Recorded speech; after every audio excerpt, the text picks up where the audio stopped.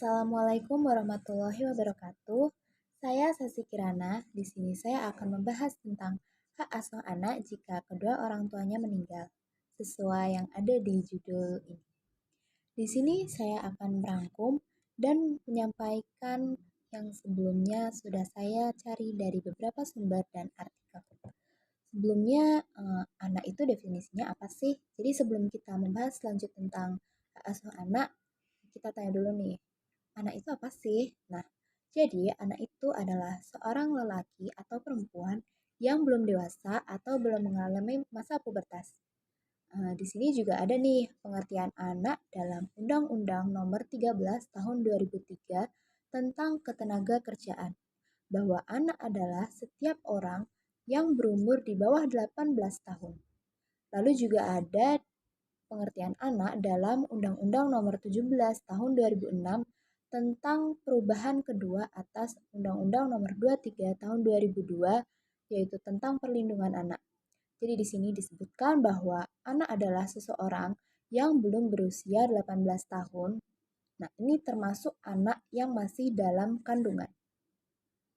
Nah, jadi bisa disimpulin nih, anak itu adalah seseorang yang masih kecil, baik laki-laki maupun perempuan, yang belum terlihat tanda-tanda fisik seorang dewasa, yang berdasarkan perspektif undang-undang bahwa batasan usia anak adalah yang belum mencapai 18 tahun.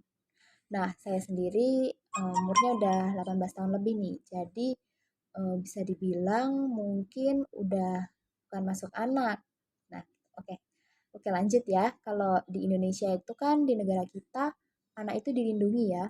Ada di dalam Undang-Undang Dasar 1945 Pasal 28B ayat 2. Lalu juga ada di Undang-Undang Nomor 23 Tahun 2002 tentang Perlindungan Anak. Jadi dalam pasal 20 bunyinya itu, maka negara, pemerintah, masyarakat, keluarga, dan orang tua berkewajiban dan bertanggung jawab terhadap penyelenggaraan perlindungan anak. Lalu di pasal 13 Undang-Undang juga menyebutkan bahwa setiap anak selama dalam pengasuhan orang tua, wali, atau pihak lain manapun yang bertanggung jawab atas pengasuhan berhak mendapat perlindungan dan perlakuan. Oke. Jadi dari sini kita lanjut ke apa yang ingin kita bahas sesuai judulnya ya. Nah, hak manusia sendiri itu ada dalam Pancasila, sila yang kedua. Nah, hak asuh anak itu pengertiannya apa sih? Nah, jadi hak asuh anak itu merupakan suatu kewajiban orang tua untuk memberikan pelayanan, melindungi, mendidik, dan mengasuh anak hingga dewasa, baik dalam masa ikatan perkawinan atau orang tua yang sudah cerai atau putus perkawinan. Nah, di dalam agama Islam, hak asuh anak ini disebut dengan istilah hadonah. Hadonah ini maknanya merawat, mengasuh, dan memelihara anak. Jadi secara istilah, hadonah ini yaitu upaya merawat, mengasuh, dan memelihara anak yang umurnya kurang dari 12 tahun. Memang pada rentang usia yang disebutkan itu, anak belum mampu membedakan dan memilih dengan tepat mana hal yang baik dan mana yang buruk dalam hidupnya. Maka dari itu, anak itu butuh orang dewasa untuk mengasuhnya, baik ayah ataupun ibu memiliki hak asuh atas anaknya, baik saat masih terikat dalam ikatan pernikahan ataupun sudah bercerai. Jadi maknanya ini kedua orang tua memiliki kewajiban yang sama untuk memelihara dan mendidik anaknya. Nah, muncul topik seputar hak asuh anak ini memang umumnya itu disebabkan karena terjadinya perceraian antara kedua orang tua anak tersebut. Sebagai orang tua, tentu keduanya ingin memperoleh hak asuh anak atas buah hatinya mereka. Jadi jika hak asuh atas buah hatinya itu didapatkan, maka baik ayah atau ibu itu berhak untuk tinggal bersama dengan si anak ini dan mengasuhnya. Pihak yang akan mendapat hak asuh atas anak ini Jadi belum tentu sih ibunya, jadi bisa juga ayahnya. Jadi ada beberapa kemungkinan atau hal yang membuat ayah itu juga bisa mendapatkan hak asuh atas anaknya yang masih di bawah umur. Seorang ayah yang tidak mendapat hak asuh atas anaknya itu tetap memiliki kewajiban penuh untuk menafkahi buah hatinya tersebut. Jadi walaupun nanti si ayah misal tidak dapat hak asuh, dia tetap berkewajiban untuk menafkahi si anak tersebut gitu. Nah, dalam beberapa kasus, ada juga kemungkinan yang mendapatkan hak asuh atas anak ini adalah keluarga anak dalam garis lurus ke atas.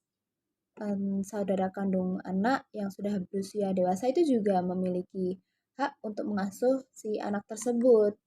Nah, namun pemberian hak asuh ini hanya jika kedua orang tua memang terbukti tak mampu mengasuh anaknya menurut pandangan majelis hakim.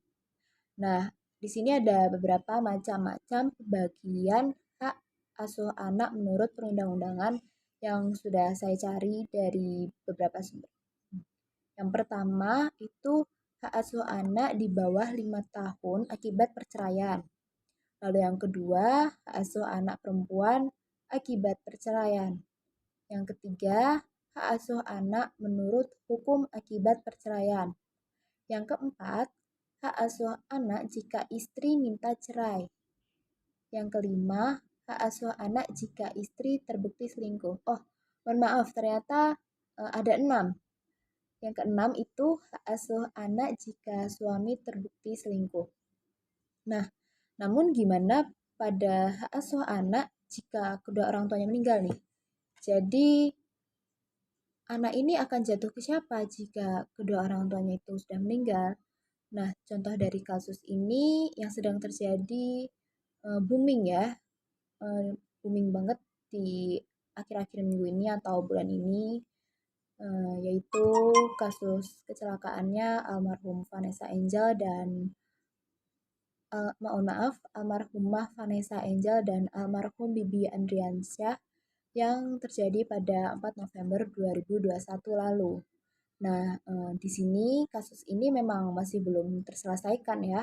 Hak asuh anaknya ini jatuh ke keluarga si ibu, si keluarga almarhumah Vanessa Angel, ya, atau ke keluarganya ayah, si almarhum Bibi Andriansyah.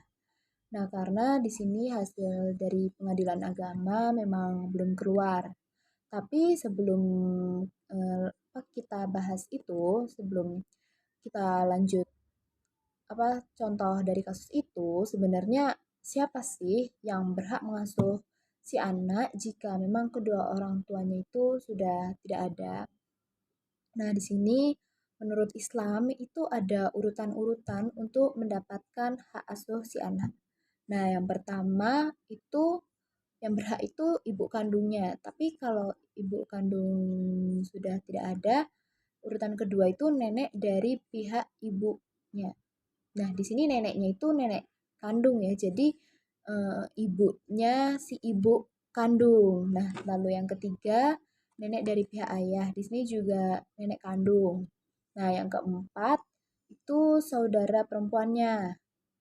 Yang kelima bibi dari pihak ibu. Nah, yang keenam, anak perempuan dari saudara laki-lakinya. Yang ketujuh, itu anak perempuan dari saudara perempuan. Yang kedelapan, itu bibi dari pihak ayahnya. Nah, yang terakhir nih, itu kerabat yang masih menjadi mahram bagi si anak yang butuh hak asuh itu. Nah, tapi dari 9 yang disebutkan tadi, hak asuh anak ini juga dinilai nih kepada siapa si anak itu lebih nyaman dan yang dipercayainya. Jadi tidak harus urut, tapi ini juga dinilai nih si anak ini lebih nyaman ke siapa sih? Nah, gitu. Selain itu, orang yang mendapat hak asuh anak ini juga tentunya harus sehat, normal, juga akal sehat, lalu mencurahkan kasih sayang. Jadi pengasuhan itu sebenarnya mana yang lebih si anak bisa bertumbuh lebih baik jika menjadi pertimbangan untuk mendapat hak asuh anak tersebut. Nah, hak asuh anak ini tidak hanya masalah pengasuhannya saja, melainkan juga perlu perwalian si anaknya. Nah, dari kasus ini nih, itu juga belum dari kasusnya ini, almarhumah Vanessa Angel, ini juga belum diputuskan siapa yang mendapat hak atas perwaliannya. Nah, jadi perwalian ini beda ya dengan pengasuhan. Kalau perwalian itu lebih ke arah mewakili anak di bawah umur untuk harta peninggalan.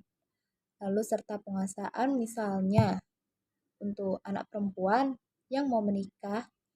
Nah, walinya apa perwaliannya ini dia yang akan menjadi walinya saat dia menikah. Nah, lalu kalau si anak ini belum akil balik, maka si wali ini yang akan merawatnya, menjaga dirinya, dan juga hartanya. Karena harta si anak ini sampai dewasa akan dipegang oleh perwalian. Jadi wali ini yang menguasai, mengembangkan, dan juga menyimpannya, tapi ketika sudah dewasa diberikan kepada si anak. Nah, jadi kesimpulannya nih, jadi kesimpulan yang ingin saya sampaikan tentang hak asuh atas anak itu antara perwalian dan pengasuhan itu berbeda. Jadi jika perwalian itu lebih ke arah hukum atau penguasaan, nah jadi di sini yang bisa menjadi wali si anak ini jalur dari orang tua si ayah. Jadi keluarganya ayah si anak. Nah, lalu kalau pengasuhan itu lebih ke arah perawatan dan yang membesarkan anak. Jadi di sini yang bisa mengasuh adalah jalur dari orang tua si ibu. Jadi keluarga ibu si anak. Hmm. Namun itu semua tetap tergantung bagaimana nanti pengadilan yang menilai antara keduanya nih. Jadi gimana itu tidak bisa diputuskan oleh kita. Jadi itu semua tetap ada di nilainya ya. Kayak anak lebih nyaman dengan siapa dan lain sebagainya. Nah, di sini saya ingin berterima kasih dan juga menutup perbincangan kali ini. Baiklah, sekian dari saya. Kurang lebihnya mohon maaf. Wassalamualaikum warahmatullahi wabarakatuh. Terima kasih.